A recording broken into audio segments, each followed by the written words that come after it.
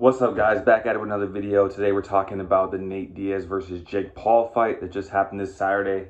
Guys, first of all, I want to say tremendous fight card. Hell of a job by Most Valuable Promotions and Real Fight Inc.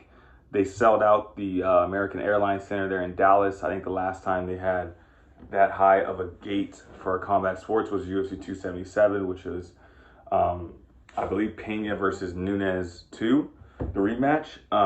So yeah, you got to tip your hat to Nate Diaz's team at Real Fight Inc. You got to tip your hat to Jake Paul and Most Valuable Promotions.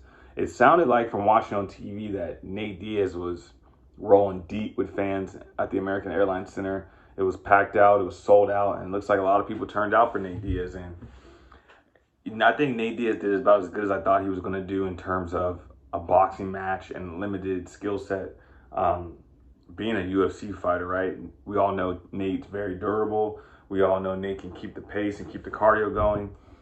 And he can land shots that are volume shots. He's not a power punch, but he can land, shots, punches, and bunches. But I think ultimately he's not as explosive as Nate or as Jake Paul. Obviously, Jake Paul's is decently bigger than Nate Diaz weight-wise, right? I would suggest that Nate probably didn't weigh more than 190 in there. And Jake Paul was probably definitely potentially over 200 pounds.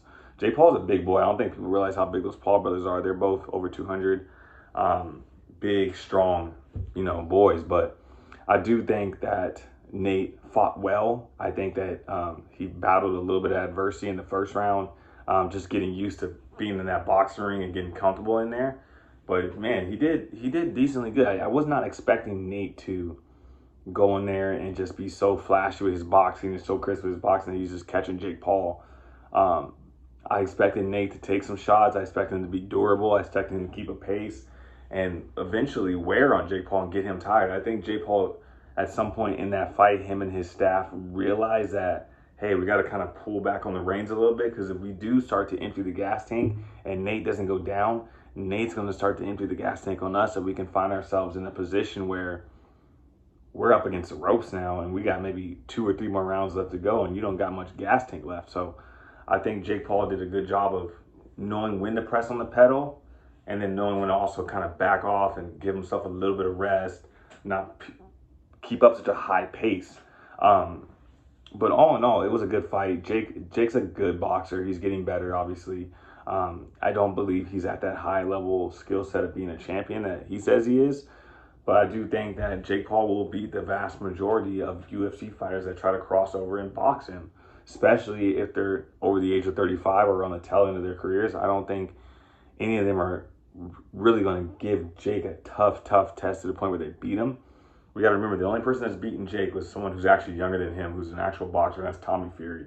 So I do think that Jake is getting better, but I do think that if he switches to fighting more people his age or in their prime like boxers, I think he's going to run into some issues dealing with just the raw experience and the skill set and the ability to make adjustments by those upper elite boxers that will give him problems. But all in all, Jake Paul fought a good fight. Nate Diaz fought a good fight. I think Nate Diaz's stock continues to rise. He even caught Jake in a little guillotine, and I think he tried to go for a single leg in the first round. So Nate Diaz, he showed out.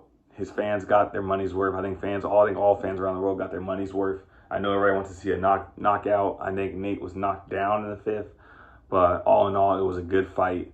Both fighters will walk away with a good chunk of cash, and the potential now is they're going to do the rematch in MMA. We'll see if it gets done.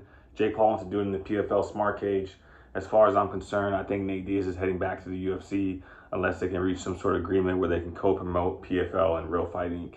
to get a fight done. But I do think it was a good fight, a good night of boxing, and yeah, I enjoyed the fight. Make sure you guys like, comment, and subscribe. Back in tomorrow, another video. Let's go.